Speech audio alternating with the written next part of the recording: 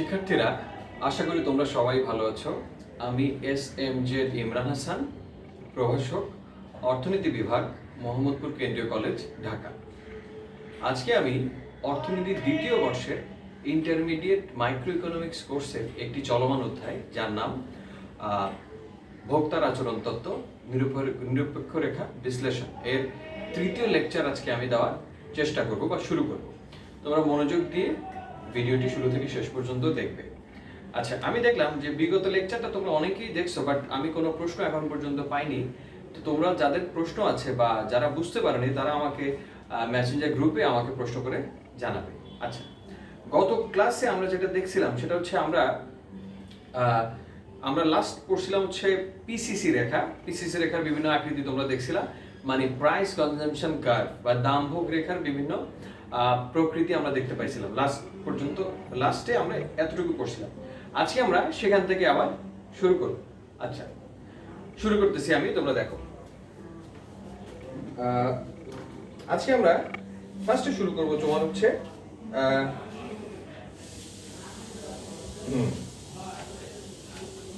PCC রেখার আকৃতির সঙ্গে পিসিসি রেখার আকৃতি ও স্থিতি স্থাপকতার সম্পর্ক। মনোযোগ দিয়ে দেখবা, কি লিখলাম? পিসিসি রেখার আকৃতি ও স্থিতিস্থাপকতার সম্পর্ক।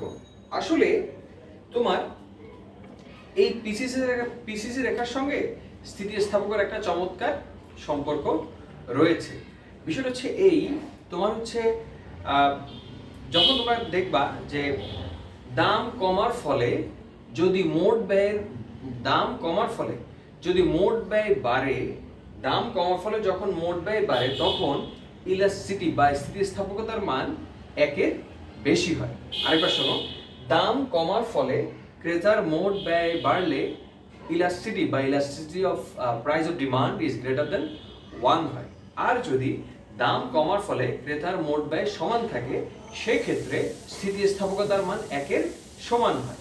আর দাম কমার ফলে যদি ক্রেতার মোট ব্যয় কমে যায়, তখন তোমার হচ্ছে স্থিতিস্থাপকতার মান একের থেকে ছোট হয়।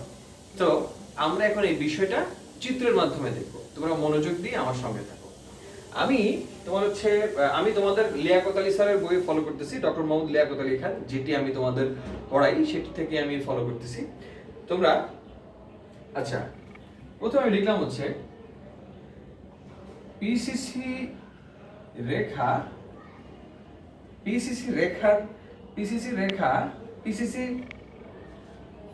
বাম দিক থেকে ডান দিকে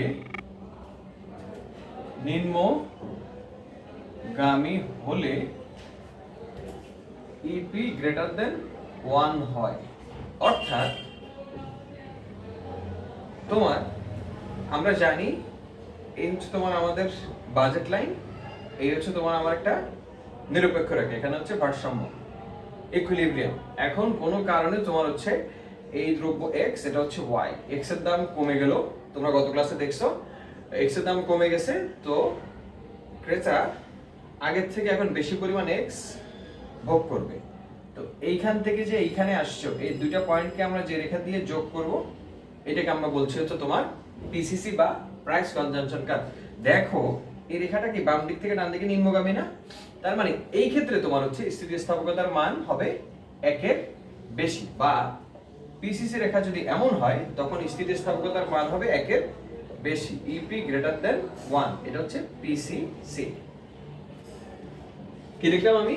পিসিসি বাম দিক থেকে ডান দিকে নিম্নগামী হলে ইপি গ্রেটার দেন 1 হয়। এখান থেকে আমরা দেখালাম হচ্ছে এটা হচ্ছে তোমার আইসি, তোমরা জানো এটা বাজেট লাইন, এটা নতুন আইসি 1, এটা আরেকটা বাজেট লাইন, এটা নতুন ভারসাম্য। আমরা দুইটা ভারসাম্য পয়েন্ট যদি আমরা একটা রেখা দিয়ে যোগ করি, তখন আমরা যে রেখাটা পাবো, এটাকে আমরা বলবো হচ্ছে পিসিসি বা প্রাইস কনজাম্পশন কার্ভ। এখন আমরা দেখলাম এটাকে যদি আলাদা করে আমরা দেখতে পেলাম যে এটা বাম দিক থেকে ডান দিকে নিম্নগামী। সাধারণত সাধারণ দ্রব্য বা স্বাভাবিক পণ্যের ক্ষেত্রে পিসিসি রেখা বাম দিক থেকে ডান দিকে নিম্নগামী হবে, এবং এই ক্ষেত্রেই তোমার হচ্ছে স্থিতিস্থাপকতার মান একের থেকে বেশি হয়। আমরা একবার দেখে নাও তোমরা দেখতে পাচ্ছ তো? তোমরা কি পরিষ্কার বোর্ডটা দেখতে পাচ্ছ? তোমরা কিন্তু আমাকে জানাবা, তা না হলে কিন্তু আমি বুঝবো না তোমরা আদৌ দেখতে পাচ্ছ কিনা। ওকে, আমি বুঝলাম। এখন আমরা যেটা দেখব, দেখো যদি এভাবে আমি বলি পিসিসি রেখা ভূমি অক্ষের যদি সমান্তরাল হয়, ভূমি অক্ষের সমান্তরাল হয়, ভূমি অক্ষের সমান্তরাল হলে ইপি এর মান হবে তোমার হচ্ছে 1। দেখো এই হচ্ছে তোমার আমাদের ভূমি অক্ষের সমান্তরাল কিন্তু পিসিসি। তো আমাকে আগে আমি পিসিসিটা আঁকলাম, এটাই পিসিসি লিখছি। পিসিসি যদি ভূমি অক্ষের সমান্তরাল হয় তবে ইপি বা elasticity of price of demand হচ্ছে তোমার 1 হয়। কিভাবে হয় দেখো, শুরুতে তোমার ভারসাম্য ছিল মনে করো এইটা, ওকে। এখন কোন কারণে তোমার হচ্ছে এক্স দ্রব্যের দামটা তোমার হচ্ছে কমে গেছে, এই জন্য তুমি আগের থেকে এখন বেশি পরিমাণ এক্স ভোগ করো, তোমার নতুন ভারসাম্য হয়েছে। তাহলে ধরো এই পয়েন্টে, তাহলে আমরা যদি দুটো পয়েন্ট যোগ করি আমরা একটা স্ট্রেট লাইন পিসিসি রেখা দেখতে পাচ্ছি না? তো এই এরকম যদি পিসিসি রেখা হয় বা পিসিসি রেখা যদি ভূমি অক্ষের সমান্তরাল হয় তবে আমরা বলবো যে তোমার হচ্ছে এদের স্থিতিস্থাপকতার মান হবে ইকুয়াল টু 1 বা 1 এর সমান হবে। মানে ইপির মান যদি তোমার হচ্ছে কি বলি পিসিসি রেখা যদি ভূমি অক্ষের সমান্তরাল হয় তবে আমরা বলবো তোমার হচ্ছে স্থিতিস্থাপকতার মান 1 এর সমান হবে, পিসিসি 1 এর সমান হবে। এখন তোমরা কি বিষয়টা বুঝতে পারছো? আমি যেটা বলতে যাচ্ছি সেটা হচ্ছে যদি দেখো যে কখনো পিসিসি রেখার মান ভূমি অক্ষের সমান্তরাল হয়েছে তার মানে হচ্ছে এই ক্ষেত্রে স্থিতিস্থাপকতার মান 1 এর সমান আসবে, এতটুকু জানলেই চলবে। এখন আমরা দেখবো তোমার হচ্ছে আরেক ধরনের শেপ হতে পারে, সেটা হচ্ছে এটা সাধারণত হয় তোমার হচ্ছে নিরপেক্ষ পণ্যের ক্ষেত্রে। কোন ধরনের পণ্যের ক্ষেত্রে এমন হতে পারে? নিরপেক্ষ পণ্যের ক্ষেত্রে। আচ্ছা, এখন আমরা তোমার হচ্ছে ভূমি অক্ষের সমান্তরাল না, এবার আমরা দেখব পিসিসি রেখা বাম দিক থেকে ডান দিকে ঊর্ধ্বগামী হলে ইপি এর মান লেস দেন 1 হয়। দেখো কি হয় বিষয়টা, মানে লিখলাম পিসিসি যদি বাম দিক থেকে ডান দিকে ঊর্ধ্বগামী হয়, মানে নিম্নগামী না, মানে হচ্ছে এমন যদি হয় তাহলে তোমার হচ্ছে EP elasticity of price of demand বা দাম স্থিতিস্থাপকতার মান 1 এর থেকে ছোট হবে। আসলে এটা বিষয়টা কেমন হয় দেখো, এই হচ্ছে তোমরা দেখছো যে আমরা এই হচ্ছে তোমার বাজেট লাইন, এই হচ্ছে আমার নিরপেক্ষ রেখা। কোনো কারণে এক্স এর দাম কমে গেল, তুমি আগের থেকে বেশি পরিমাণ এক্স ভোগ করবে, তাই না? এখন যদি তোমার হচ্ছে এমন হয়, তোমার দেখো শুরু তুমি ছিলে এখানে না, এখানে তো ছিল তাই না? এখন তুমি যদি এখন এখানে আসো তাহলে আমরা রেখাটা কেমন হয় দেখো তো, এমন হচ্ছে না? তা আমরা এই যে যদি আমার পিসিসি রেখাটা ঊর্ধ্বগামী হয়, এটা পিসিসি এই ধরনের যদি হয় আমরা বলবো এটাকে তোমার হচ্ছে একটা এটা তোমার হচ্ছে স্থিতিস্থাপকতার মান 1 এর থেকে ছোট হবে। মোট কথা পিসিসি রেখা যদি বাম দিক থেকে ডান দিকে ঊর্ধ্বগামী হয় তখন আমাদের স্থিতিস্থাপকতার মান 1 এর থেকে ছোট হবে। তোমরা সংক্ষেপে জেনে রাখো যে পিসিসি রেখা বাম দিক থেকে ডান দিকে নিম্নগামী হলে স্থিতিস্থাপকতার মান 1 এর থেকে বড় হবে। পিসিসি রেখা ভূমি অক্ষের সমান্তরাল হলে স্থিতিস্থাপকতার মান 1 এর সমান হবে। পিসিসি রেখা বাম দিক থেকে ডান দিকে ঊর্ধ্বগামী হলে স্থিতিস্থাপকতার মান 1 এর থেকে ছোট হবে। এই হচ্ছে মোদ্দা কথা। এখন আমরা সামনের দিকে যাই। তোমরা বই যদি দেখো, বই খুললে বিষয়গুলো তোমাদের আরো পরিষ্কার হবে। একবার দেখে নাও। ওকে,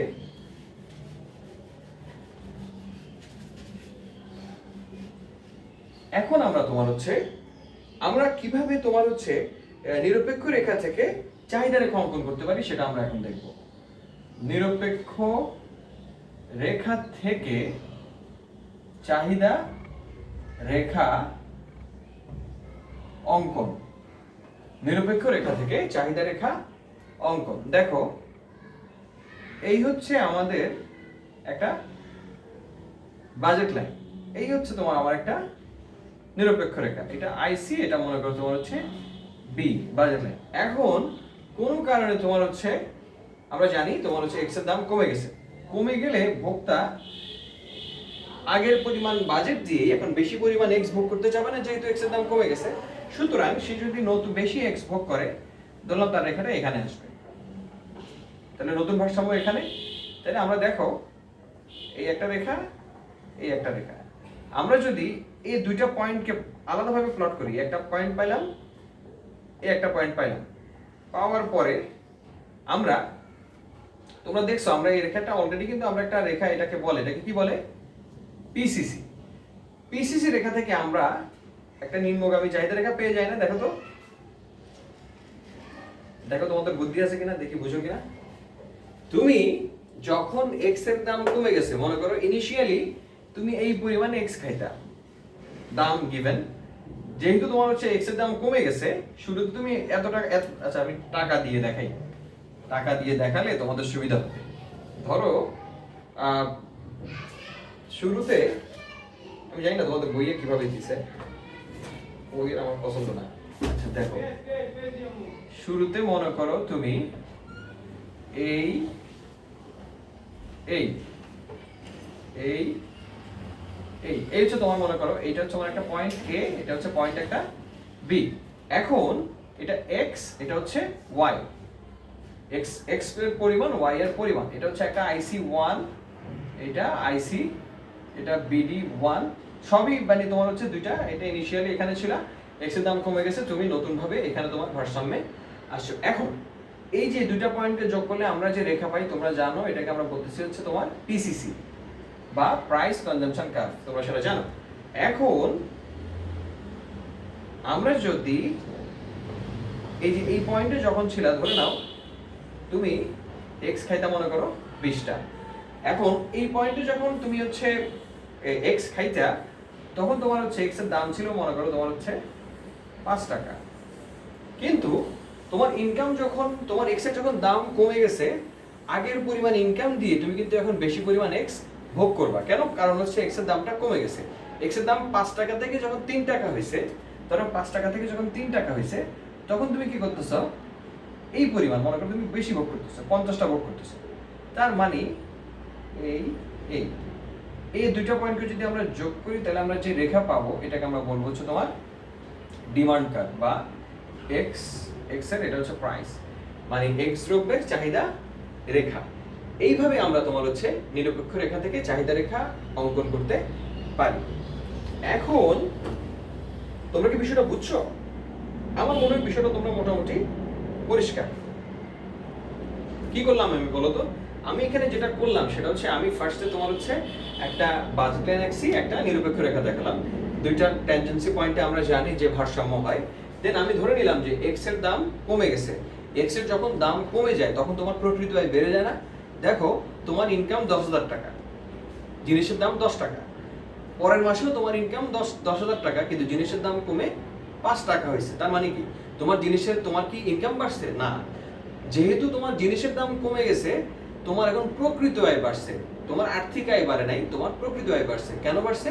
কারণ জিনিসের দাম কমাতে তোমার এখন নিজেকে অনেক বেশি বড়লোক মনে হচ্ছে, এই জন্য বাড়তি আয়টুকু দিয়ে তুমি চেষ্টা করবা বেশি পরিমাণ এক্স ভোগ করতে, যেহেতু এক্স এর দামটা কমে গেছে। এই জন্য আমরা এখানে একটা পয়েন্ট পেলাম, এখানে আরেকটা পয়েন্ট পেলাম, দুইটা পয়েন্ট যখন আমরা যোগ করব, তখন আমরা একটা বাম দিক থেকে ডান দিকে নিম্নগামী একটা চাহিদা রেখা দেখতে পাবো। এই এই ইটস সিম্পল। আমার মনে হয় বিষয়টা তোমরা মোটামুটি পরিষ্কার। এখন আমি সামনের দিকে যাব। আচ্ছা, এখন আমরা তোমার হচ্ছে আয় প্রভাব শুরু করব আজকে। কি শুরু করব আজকে? আয় প্রভাব। দেখো, এটাকে বলে ইনকাম এফেক্ট। কি বলে এটাকে? Income effect. Income effect. আসলে এই আয় প্রভাব জিনিসটা আসলে কি, সেটা তোমাদের একটু বুঝতে হবে। বিষয়টা হচ্ছে এই, দুটি পণ্যের দাম স্থির অবস্থায়, মনোযোগ দিয়ে শুনবা, দুটি পণ্যের দাম স্থির অবস্থায় ভোক্তার আর্থিক আয়ের পরিবর্তনের ফলে ভারসাম্যের যে পরিবর্তন হয়, তাকে আমরা বলবো আয়ের প্রভাব। আরেকবার শোনো, দুটি পণ্যের দাম স্থির অবস্থায় ভোক্তার আর্থিক আয়ের পরিবর্তনের ফলে ভারসাম্যের যে পরিবর্তন হয় তাকে আমরা বলবো হচ্ছে তোমার আয় প্রভাব। দেখো, যদিও ল্যাঙ্গুয়েজটা তোমাদের কাছে নতুন, বাট জিনিসটা খুবই সহজ। আমি যখন বোঝাবো তখন তোমরা বিষয়টা পরিষ্কারভাবে বুঝতে পারবো বলে আমার বিশ্বাস। আরেকবার বলি, দুটি পণ্যের দাম স্থির অবস্থায় ভোক্তার আর্থিক আয়ের পরিবর্তনের ফলে ভারসাম্য অবস্থার যে পরিবর্তন হয় তাকে আমরা বলবো হচ্ছে তোমার আয় প্রভাব। এখন এখানে কিছু শর্ত আছে। শর্ত বলতে তোমার হচ্ছে দাম স্থির থাকবে, তোমরা অলরেডি জানছো দাম স্থির থাকতে হবে। তারপর হচ্ছে তোমার আর্থিক আয়ের পরিবর্তন হয়, ভোক্তা যুক্তিশীল আচরণ করে, এই যে কিছু অনুমতি শর্ত থাকে। এখন আমরা দেখব যে আয় আসলে তোমার হচ্ছে আয় বাড়ার ফলে কি হয়, আয় কমার ফলে কি হয়। দেখো, আয় বাড়ার ফলে, এটা মনে করো আয়, একদম সহজ, আয় কমার ফলে কিছুই না। দেখো এখানে দাম প্রভাব দেখাবো না, শুধু আয় প্রভাব দেখাবো। দেখো এই হচ্ছে তোমার শুরুতে তোমার এটা হচ্ছে আইসি, এটা হচ্ছে বিডি, বাজেট লাইন। তোমার আয় বেড়ে গেছে, তার মানে কি, এটা তোমার হচ্ছে 5,000 টাকার আয় ছিল। এখন যেহেতু তোমার আয় বাড়ছে, তুমি এখন 10,000 টাকা ইনকাম করো। তার মানে কি, তুমি এখন বেশি ভোগ করবে না, তুমি এই পয়েন্ট থেকে এই পয়েন্টে যাবা। এই পয়েন্ট দুইটা যোগ করলে আমরা যে রেখা পাবো এটাকে বলে আইসিসি বা আয় ভোগ রেখা। মানে আয় বাড়ার কারণে তুমি এখানে গেছো। আবার আয় কমার কারণে কি হবে, দেখো শুরুতে তোমার ভারসাম্য ছিল এখানে, এখন যেহেতু তোমার আয় আগে 10,000 টাকা ছিল, এখন 5,000 টাকা হয়েছে, আয় কমে গেছে। আয় কমে গেলে তুমি 22,000 লাইনটা নিচের দিকে আসবে, তাহলে তোমার নতুন ভারসাম্য হবে এইখানে।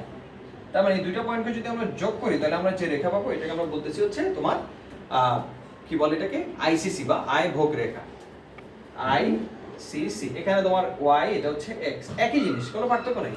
পার্থক্য হচ্ছে যখন দাম কমছিল তখন কিন্তু আমাদের বাজেট রেখাটা শিফট করে নাই, তখন বাজেট রেখাটা রোটেট করছে। আর যখন তোমার আয় বাড়বে বা কমবে তখন বাজেট রেখাটা পুরোপুরি শিফট করবে। তোমাদেরকে একটু অতীত মনে করাই, কিছুক্ষণ আগে তোমরা দেখছো দাম যখন কমে যায় তখন কি দেখছো আমরা কোনোবার এভাবে করছি বাজেট রেখাকে, আমরা কিন্তু এভাবে করি নাই। মাথায় রাখতে হবে, দাম যখন কমে যায় তখন তোমার বাজেট রেখাটা রোটেট করে। কারণ ধরো যে দাম, আমরা যত জিনিস দেখাইছি, আমরা কিন্তু একটা দ্রব্যের দাম কম দেখাইছি। আমরা কি কখনো দুইটা দ্রব্যের দাম কমে গেছে এটা দেখাইছি না, আমরা একটা দ্রব্যের দাম কমাইছি আর একটা দ্রব্যের দাম স্থির রাখছি। এই জন্য আমাদের সব সময় তোমার হচ্ছে এইভাবে তোমরা দেখতে পাইছো যে এক্স এর দাম কমে গেছে, এক্স এর তোমার বাজেট রেখা ডানে রোটেট করছে, বুঝছো। কিন্তু যখন আয়ের পরিবর্তন হবে তখন অবশ্যই বাজেট রেখা হয় ডানে যাবে নয় বামে আসবে, মানে শিফট, পুরো পরিপূর্ণভাবে বাজেট রেখা স্থানান্তরিত হবে। এই হচ্ছে তোমার আমাদের আয় বাড়ার ফলে কি হয়, এই হচ্ছে আয় কমার ফলে কি হয়। এখন কি শেষ না, কিন্তু এটা জাস্ট হচ্ছে শুরু। এখন আমরা দেখব যে তোমার এখানে কিন্তু অনেক কিছু আছে, যদিও দেখে কিছু মনে হচ্ছে না, জাস্ট দুইটা বাজেট রেখা দেখলাম, তোমরা নিরপেক্ষ রেখা তোমার আমি টেনজেন্সি করে দিলাম আর দুইটা পয়েন্ট যোগ করে দিলাম, একটা তোমরা আয় ভোগ রেখা পেয়েছো। বিষয়টা কিন্তু তা না, এটা হচ্ছে আপাতত তোমরা দেখতেছো বিষয়টা এমন, সামনে গেলে তোমরা বিষয়টা আরেকটু পরিষ্কার হবে। আচ্ছা, এখন আমরা দেখবো হচ্ছে আইসিসি রেখা। দেখছো না, আইসিসি রেখার বিভিন্ন ধরনের প্রকৃতি আছে, এটা বিভিন্ন দেখতে অনেক ধরনের হতে পারে, সেই ধরনগুলো আমরা এখন দেখব। আইসিসি রেখা, আচ্ছা দেখো একবার তোমরা দেখতে পাচ্ছ তো? আমার কিন্তু মেসেঞ্জারে কমেন্ট বক্সে জানাবা যে আসলে লেখা বোঝা যায় কিনা বা আমার কথাতে তোমরা স্পষ্ট বুঝতে পারো কিনা। আচ্ছা ঠিক আছে, এখন আমরা দেখবো হচ্ছে তোমার আইসিসি রেখার প্রকৃতি, পণ্যের প্রকৃতি ও আইসিসির প্রকৃতি। একদম সহজ, কিছুই না। দেখো, আচ্ছা বিষয়টা হচ্ছে যদি দুইটা পণ্য স্বাভাবিক পণ্য হয় বা নরমাল গুডস হয় তখন আইসি রেখা বাম দিক থেকে ডান দিকে ঊর্ধ্বগামী হয়। মানে যদি এমন হয় যে তোমার, আচ্ছা আইসিসি রেখাটা কি, এটা তো বললাম। আইসিসি রেখা হচ্ছে তোমার যেই রেখার প্রত্যেকটা বিন্দু, যেই রেখার, এই যে এই রেখাটার কথা বলতেছি এইমাত্র, যেটা দেখছো না তোমরা এভাবে দুইটা রেখা, এই যে রেখাগুলা দেখলাম না কিছুক্ষণ আগে, আইসিসি রেখাগুলোকে, দুইটা আইসিসি কে যে রেখা দিয়ে আমি ছেদ করালাম সেই রেখাকে আমরা বলতেছি হচ্ছে তোমার আইসিসি রেখা। আইসিসি রেখাটা আসলে কি? আইসিসি রেখা হচ্ছে এমন একটা রেখা যে আয়ের প্রত্যেকটা বিন্দু আর্থিক আয়ের পরিবর্তনের ফলে ভারসাম্যের তথা ভোগের পরিবর্তন নির্দেশ করে। যে রেখার প্রত্যেকটা বিন্দু আর্থিক আয়ের পরিবর্তনের ফলে ভারসাম্যের তথা ভোক্তার ভোগের পরিবর্তন নির্দেশ করে তাকে আমরা বলবো হচ্ছে তোমার ইনকাম কনজাম্পশন কার্ভ বা আয় ভোগ রেখা। মানে আয়ের সাথে ভোগের একটা সম্পর্ক দেখানোর চেষ্টা করবে আইসিসি রেখা। এখন আমরা দেখবো হচ্ছে তোমার পণ্যের প্রকৃতি ও আইসিসির প্রকৃতি। মানে কোন পণ্যের ক্ষেত্রে আইসিসি দেখতে কেমন হবে, মানে নর্মাল গুডসের ক্ষেত্রে কেমন হবে, ইনফেরিয়র গুডস বা নিকৃষ্ট পণ্যের ক্ষেত্রে কেমন হবে, বা তোমার হচ্ছে ডিফেন্স গুডস অতি নিকৃষ্ট পণ্যের জন্য কেমন হবে, বা তোমার হচ্ছে আয় নিরপেক্ষ পণ্যের জন্য কেমন হবে। দেখো, আচ্ছা এখানে প্রথমে আমি বলি একটা কথা, সেটা হচ্ছে তোমার যদি দুটি পণ্য স্বাভাবিক হয় তবে আইসিসি বাম থেকে ডানে ঊর্ধ্বগামী হবে। মানে দেখতে হবে কেমন, দেখে নাও এরকম।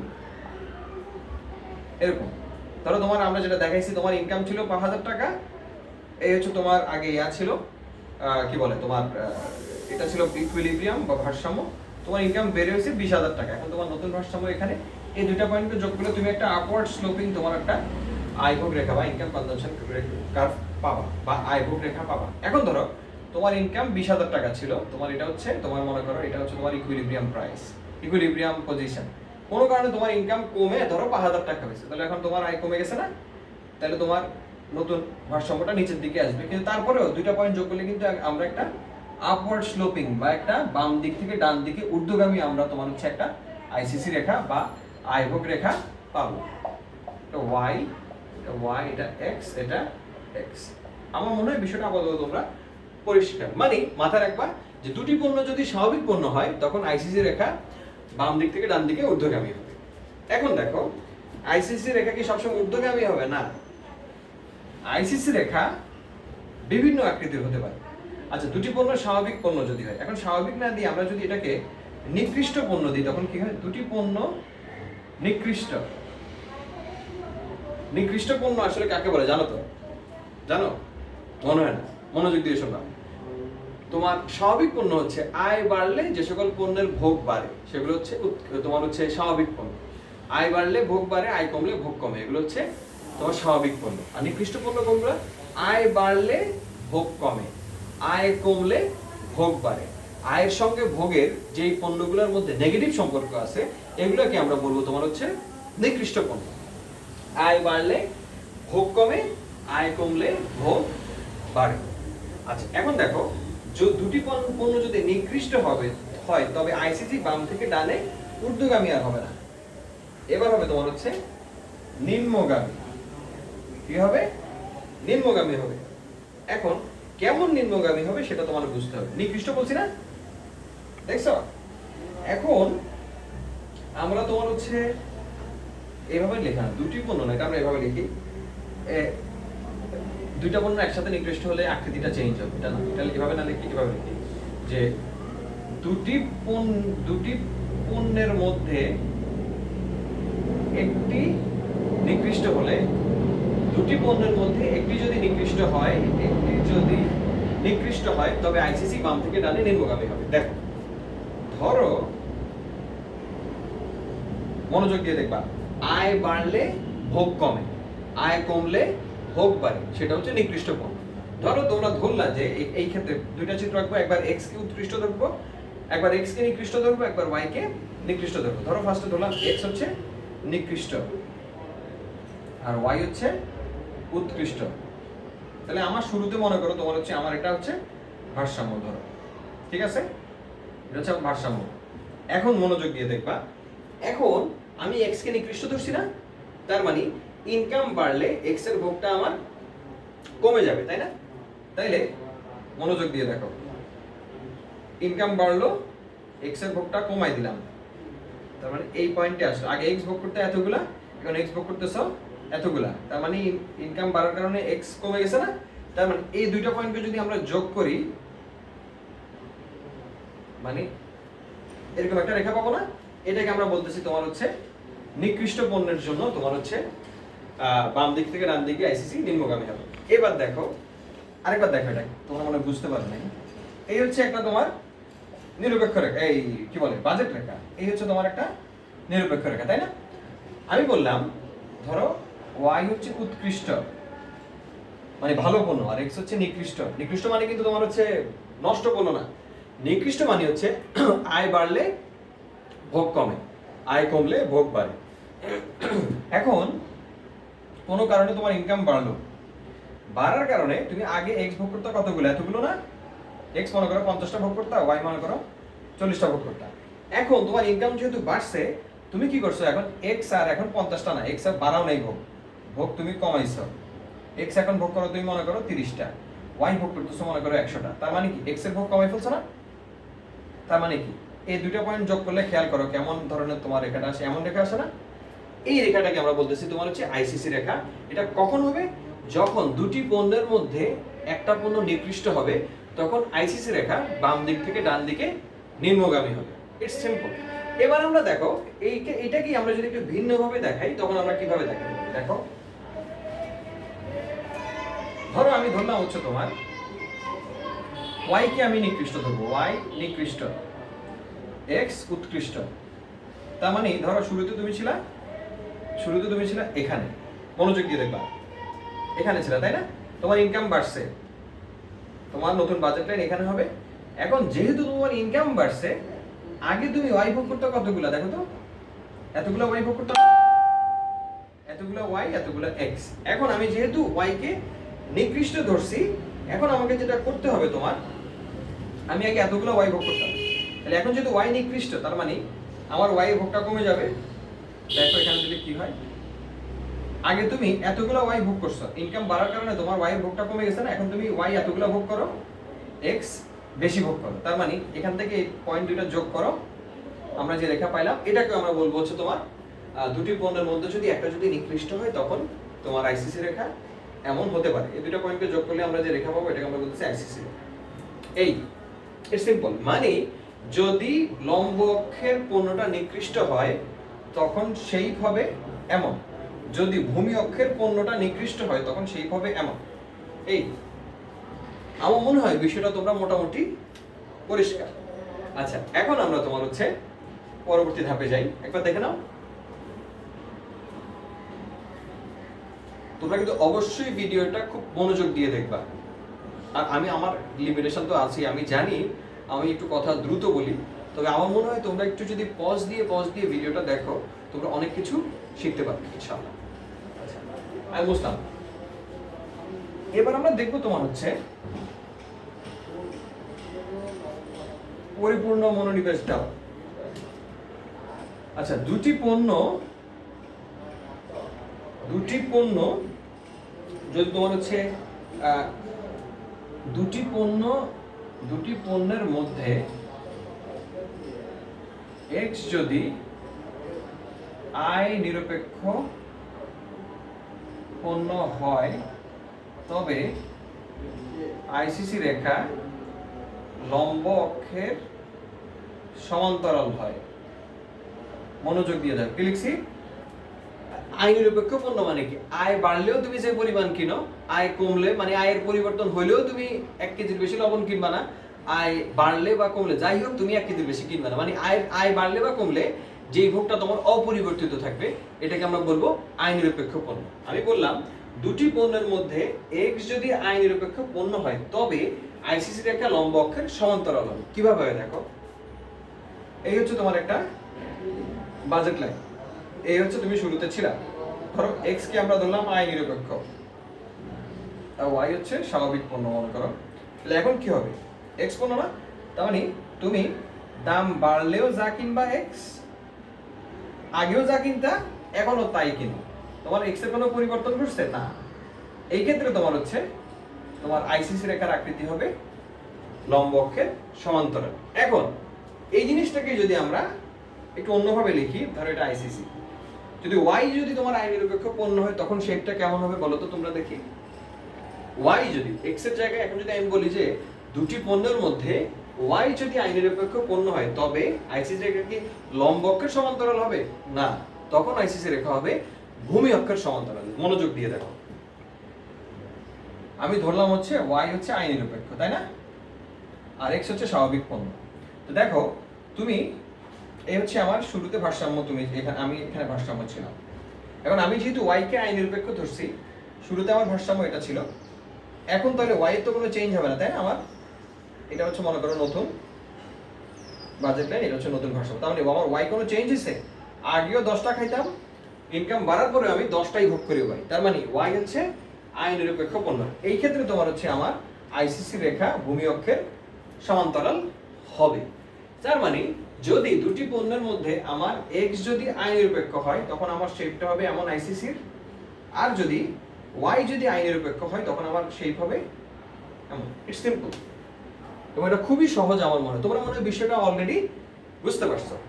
আচ্ছা, আমি এখন অনেক সময় নিয়ে নিলাম নাকি না, এখনো তো বেশিক্ষণ হয় নাই আমার মনে হয়, আরও সময় আছে, অসুবিধা নেই। তোমরা কিন্তু আমাকে অবশ্যই জানাবা যে কোন কোন জায়গায় তোমাদের বুঝতে কষ্ট হয়েছে। আচ্ছা, এখন আমরা যেটা দেখবো সেটা হচ্ছে, আমরা এতক্ষণ তোমরা যা দেখছো আইসিসি রেখা নিয়ে, আমরা একটা চিত্রে যদি উপস্থাপন করি তাহলে আমরা বিষয়টা আসলে কিভাবে ব্যাখ্যা করতে পারি সেটা দেখো। একবার দেখে নাও, আমি বুঝলাম। এখন আমরা যেটা দেখবো সেটা হচ্ছে, একটা চিত্রে আমরা তোমার হচ্ছে সব জিনিসকে উপস্থাপন করবো। দেখো, এই হচ্ছে মনে করো একটা কোয়াড্রেন্ট আঁকলাম, এটা একটা কোয়াড্রেন্ট। আইসিসি রেখার শেপ দেখাবো বিভিন্ন ভাবে। আইসিসি রেখা ভূমি অক্ষের সমান্তরাল কখনোই বলো তো যদি ওয়াই আই নিরপেক্ষ হয়, এটা ওয়াই, দিস ইজ এক্স, এরকম কখন হয়? এক্স আই নিরপেক্ষ হলে, এক্স আই নিরপেক্ষ হলে। সবগুলো কিন্তু তোমার আইসিসি, যা রেখা দেখবা লম্বা লম্বি যাই দেখো সব হচ্ছে আইসিসি। আচ্ছা, লিখে দিই আইসিসি, আইসিসি। এখন মনে আছে তোমাদের স্বাভাবিক পণ্যের ক্ষেত্রে আইসিসির আকৃতি কেমন হয়? বাম দিক থেকে ডান দিকে ঊর্ধ্বগামী। ঊর্ধ্বগামী মানে হচ্ছে যদি এমন হয় তখন হবে তোমার হচ্ছে আইসিসি হবে স্বাভাবিক পণ্যের ক্ষেত্রে। স্বাভাবিক পণ্য যখন হবে তখন এমন হয়। আর যদি তোমার আমরা দেখছি আইসিসি নিম্নগামী হয়, ভূমি অক্ষ থেকে তোমার হচ্ছে মানে আইসিসি নিকৃষ্ট পণ্যের ক্ষেত্রে তোমার হচ্ছে নিম্নগামী হয় বাম দিক থেকে ডান দিকে। দেখো এরকম যদি হয় তার মানে বুঝবা ওয়াই পণ্য নিকৃষ্ট, তোমরা অলরেডি দেখাইছি আমি তোমাদের। আর যদি এমন হয় তাহলে বুঝবা এক্স পণ্য নিকৃষ্ট। দেখেন একদম সহজ, একদম সহজ, কোনো কঠিন কোনো বিষয় নেই, জাস্ট মনোযোগ দিয়ে দেখবা। আমার মনে হয় বিষয়টা তোমরা পরিষ্কার। আরেকবার দেখবা নাকি? কিছু না, এই যে কিছুই না, এই এই হ্যাঁ, এই হচ্ছে তোমার, আমি কি করলাম একটা কোয়াড্রেন্ট আঁকলাম, কোয়াড্রেন্ট একে আরো আচ্ছা একটা দাগ দিয়ে দেয়, এখান দিয়ে একটা ধর একটা দাগ দিলাম, এটা দিয়েছো তোমার সুবিধার জন্য।